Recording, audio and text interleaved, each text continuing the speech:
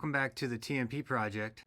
We got Dr. McCoy coming, and he's coming, and I got the order wrong. I'm going to go with the order of the cards here because Ilia boards the ship before we see Dr. McCoy. So that's where we're headed right now.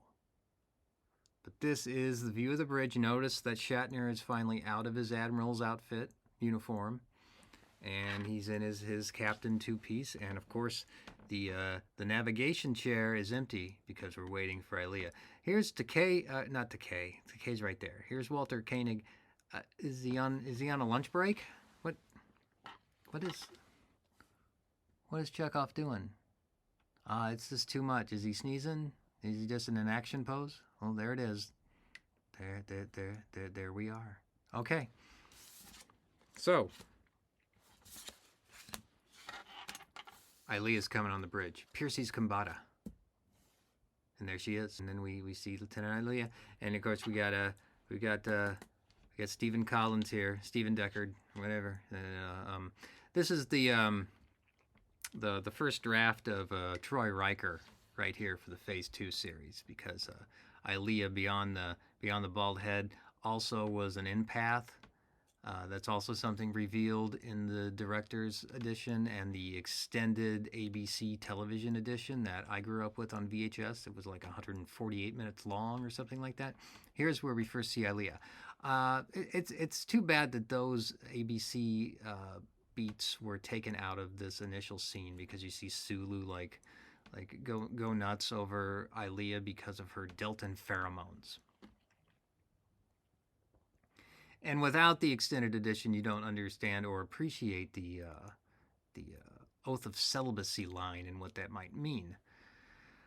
So, this is all Roddenberry creating his own kind of sex pot planet, where it was just as common to just do what you do, just like if you were eating in front of people or shaking somebody's hand. So that's all Roddenberry's philosophy right there about the free love stuff. So it's left over. And the bad thing about free love is that someone like Roddenberry kind of made it his own thing as an excuse to be the philander. What do they call it? Like you're philandering.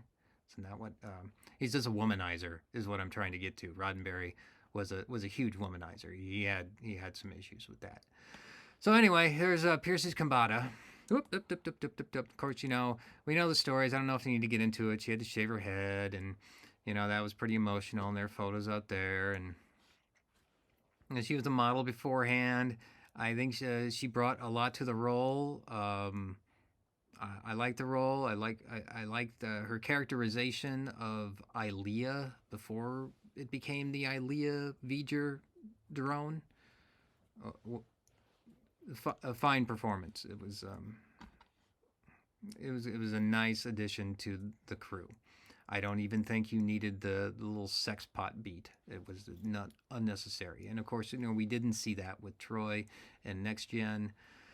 But another cutscene that, if you're looking at the theatrical print, you don't see is Ilia healing Chekhov's hand. I think we don't see that. Anyway, all these beats to show that she's empathic, which for some reason would attract V'ger to her to create the probe. So that's the reasoning behind that. I don't know if those empathic abilities were part of the character during the Phase 2 stage. Tough telling. So let us look at the back of a card here. So there's Ilia. There's Persis Khambatta. Arrives on the bridge, reuniting with Commander Decker. And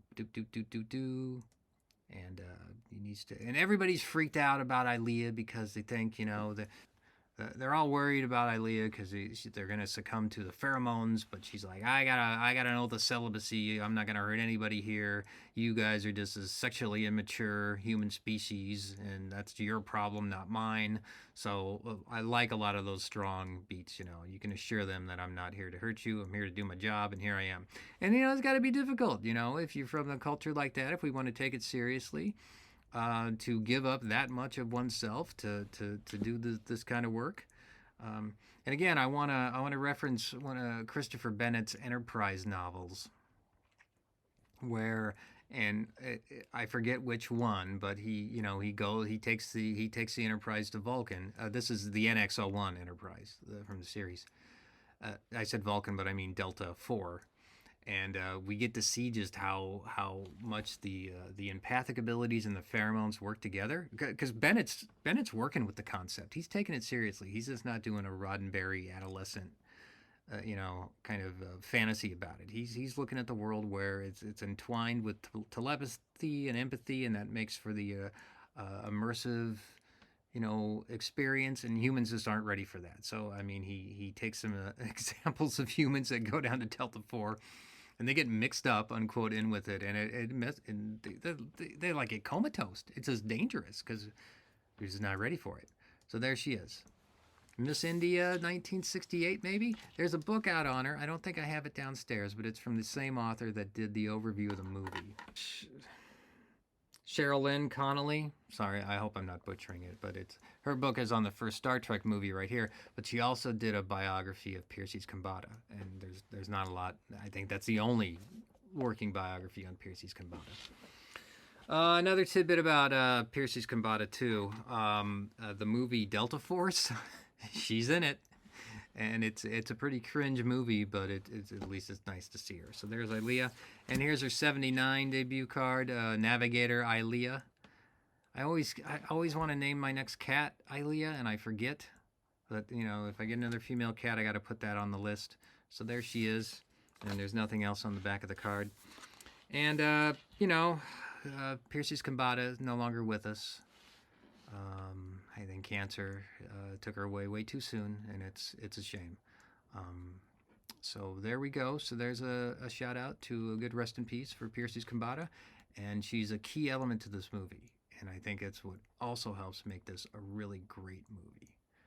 All right, so after we have her on the bridge and we do the back and forth between these two, you're gonna finally see Dr. McCoy, and one of these days we're gonna get this ship going, because that wormhole scene is just waiting for us. It's coming, so just wait.